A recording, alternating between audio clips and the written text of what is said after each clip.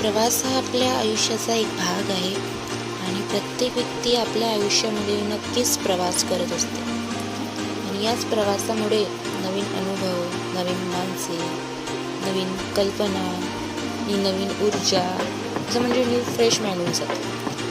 आजपर्यंत मी सुद्धा प्रवासाला साहस म्हणून पाहतच होते. लाईक यू ऑल, मी नंदिनी आणि आज आम्ही जातो शेगाव. गजानन महाराजांचं हे आपलं भारतीय गुरु संत होते आणि हिंदू लोक त्यांना गजानन महाराजांना चमत्कारिक शक्ती असलेले संत मानतात आणि हे मंदिर त्यांच्या समाधी ठिकाणी बांधलेले गेले होते.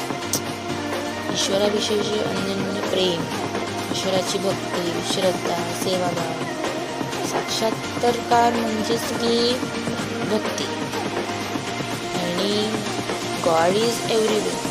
देव तर जिकडे तिकडे असतोच आणि सर्व शक्तिमान, सर्व गुण संपन्न, सृष्टीचा निर्माता आणि आपले हेल्प करणारे आणि आपण त्यांचे जर भक्त असलो की भक्तीचा मार्ग दाखविणारे असे श्री गजानन महाराज.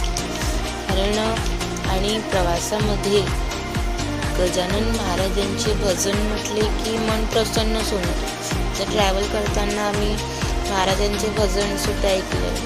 कारण भेटण्याची तर एक आस असतेच. प्रवासामध्ये छान एन्जॉयमेंट केलं. आयुष्यामध्ये नेहमी सुखी राहायचं. दुःख तर काय आयुष्यामध्ये असतेच आणि तसंही आयुष्य ही देणगी आहे. म्हणजेच की आयुष्य तर हे आपल्याला दिलं आहे ना. जेव्हा आपण जन्माला येतो तेव्हा आपल्या जीवनाची सुरुवात होते.